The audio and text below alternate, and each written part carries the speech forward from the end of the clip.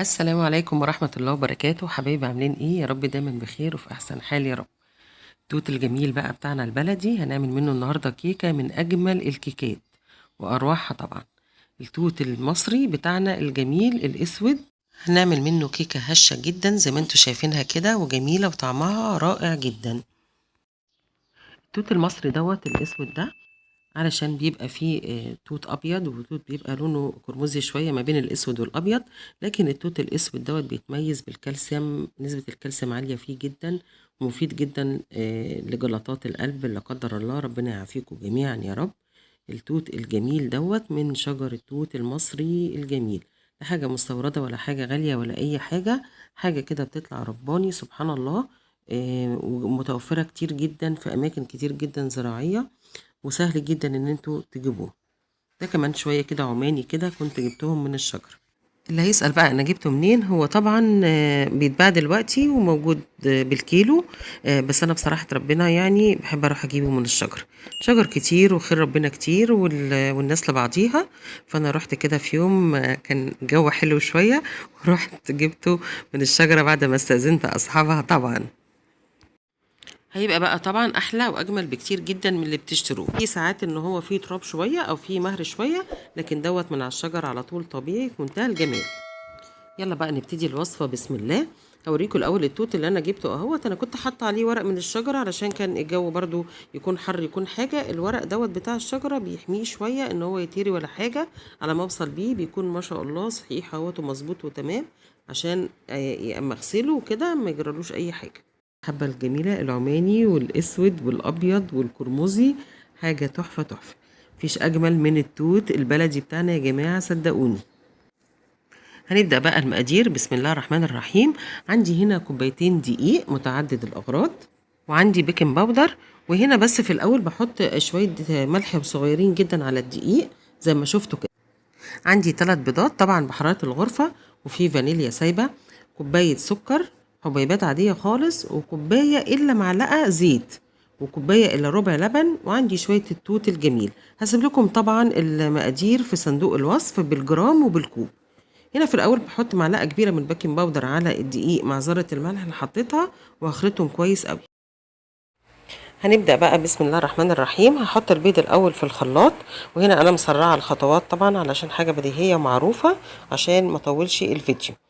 لو انتي مش متأكدة من مصدر البيض بتاعك قوي او مش متأكدة، طبعا الجو حر عندك وشاكة فيه، اكسري واحدة واحدة بره لو سمحتي قبل ما تحطيه في الخلاط.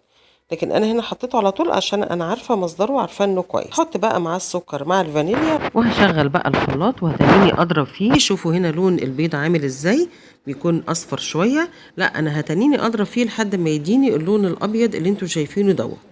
هبدأ بقى انزل بالزيت حبة حبة كده، وانا بضرب في الزيت بعد شوية هروح حاطة اللبن واضرب برضو تاني. هنا بس حاجة ما بانتش في التصوير، انا حطيت بعد ما حطيت اللبن كده حطيت نقطتين 2 بالظبط خل عشان يفتح الكيكة ويخليها هشة وجميلة.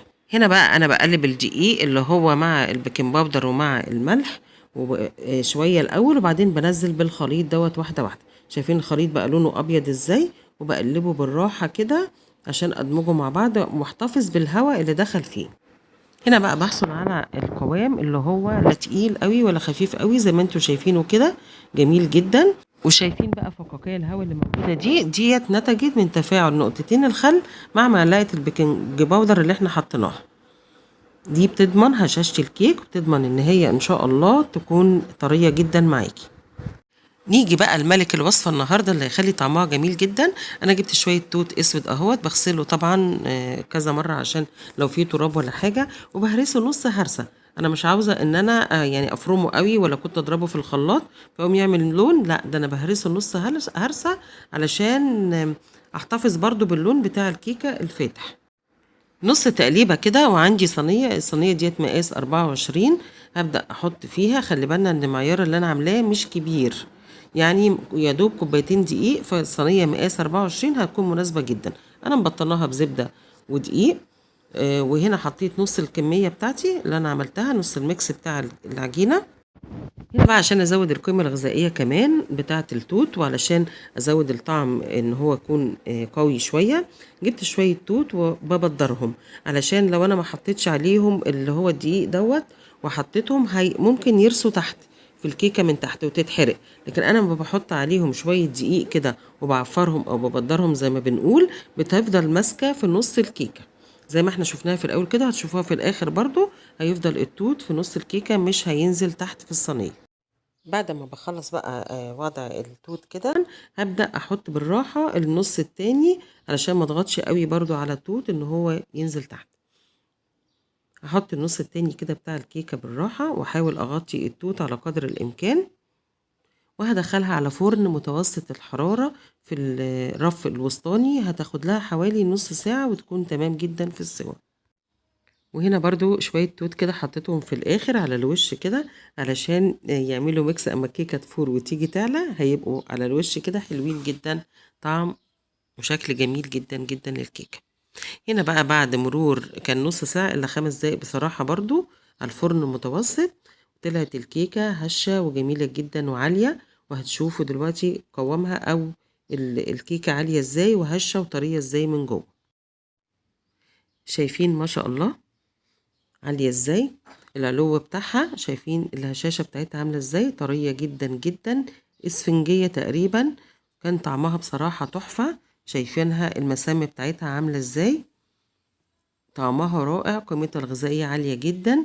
ياريت اي حاجة طبيعية بتبقى فيها قيمة غذائية عالية نجيبها ونعملها لولادنا علشان يستفادوا بيها. دلوقتي موسم التوت، يلا الحقوه وهاتوا التوت واعملوا الكيكة القمر الجميلة دي. دمتم يا رب دايما بألف خير، واشوفكم على خير. واوعوا تنسوا اللايك والشير والسبسكرايب والكومنتات الجميلة اللي بتعجبني، وارجو يا رب تكون الوصفة ديت عجبتكم، واشوفكم دايما على ألف خير.